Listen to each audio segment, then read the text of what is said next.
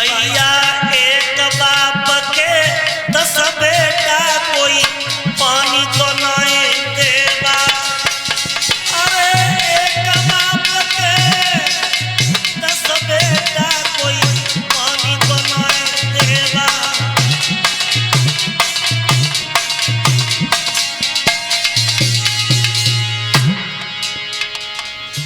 देखिए माता बहनों, इस कलयुग में जमाना कहां से कहां तक पहुंच गया।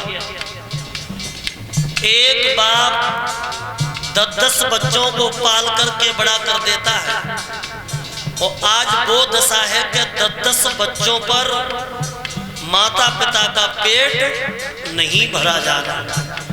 तो कथा सुनने से और कथा कराने से कोई फायदा नहीं होगा। अरे प्रेम ने भाई भाई में, अरे प्रेम ना भाई भाई में, और बड़े बड़े परिवार मिट रहे आज लड़ाई। भैया बड़े बड़े परिवार, और सुंदर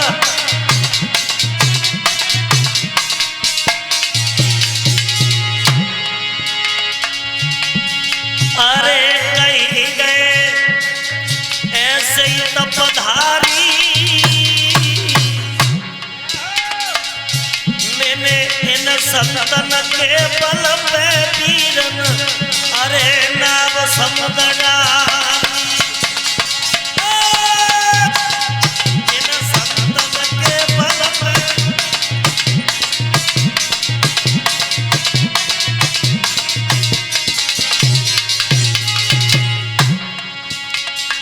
अरे कलयुग तो बुरो लपेटा रे, नहीं बाप बचे गो बेटा।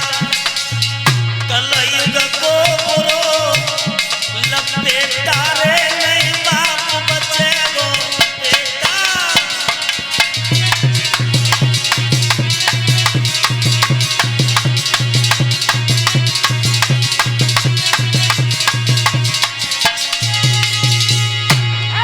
और बाप बचे ना बेटा, बाप बचे ना बेटा। कलयुग को बुरो लपेटा रे, नहीं बाप बचे गो बेटा। कलयुग को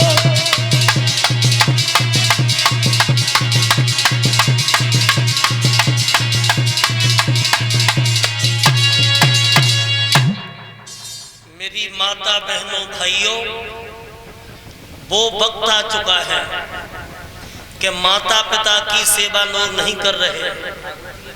भाई भाई का दुश्मन बन करके बैठा है, और भाई भाई के ऊपर मुकदमा चला रहा।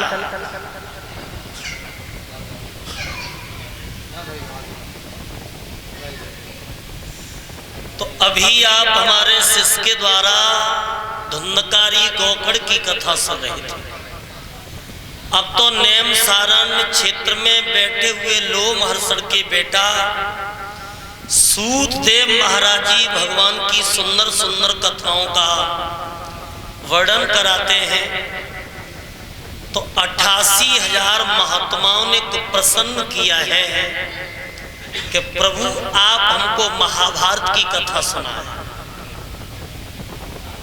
और जिस वंश में परीक्षित महाराज जी का कैसे जन्म हुआ, और मैया द्रौपदी के 5 बेटा कैसे मारे गए अश्वत्थामा के द्वारा, तो ये महाभारत की कथा आप हमको सुनाएं। तो जवाब दिया है कि हे राजन, ये जो महाभारत का युद्ध हुआ था, ये जो महाभारत की लड़ाई हुई थी, तो ये लड़ाई केवल नीति और अनीति के ऊपर, सत्य और असत्य के ऊपर, धर्म और अधर्म के ऊपर। और ये महाभारत का जो युद्ध हुआ था ये 18 दिन तक युद्ध हुआ था और 18 दिन में तो 18 अछोड़ी सेना मौत के घाट उतारी गई थी। तो भागवत पुराण में तो यहां तक लोगों दिया है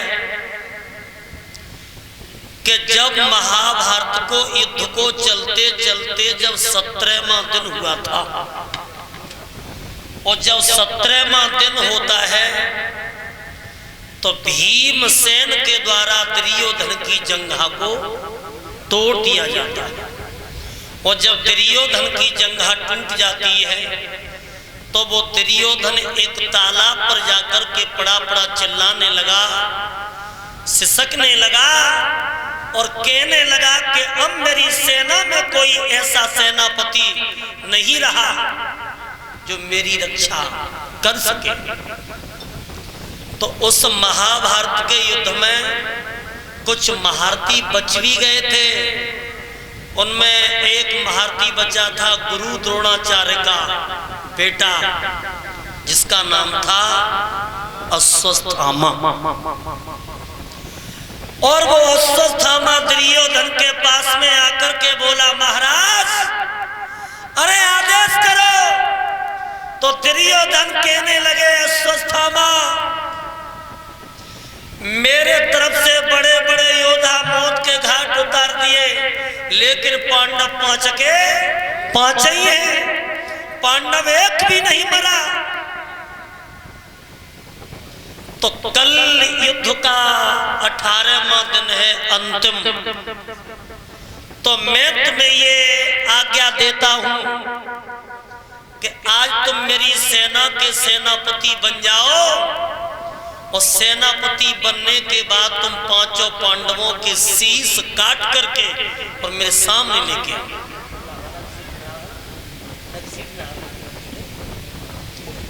मेरे भक्तों,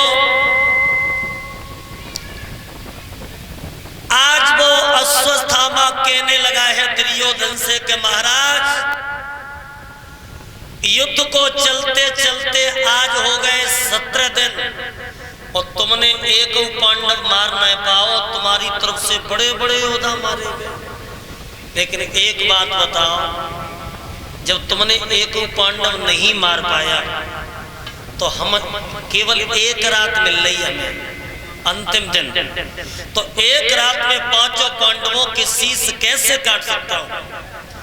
फिर भी आपकी आज्ञा को मैं सिरोधार करता हूं। आज वो अश्वत्थामा चला है जहां पर पांडवों का लोगो शिविर लगा था और 5 पांडवों को मारने के लिए जब अश्वत्थामा चला तो भगवान को मालूम पड़ गया, तन की जाने मन की जाने, जाने चित्त की चोरी। और उन माधव से का छिपो जिनके हाथ में जग की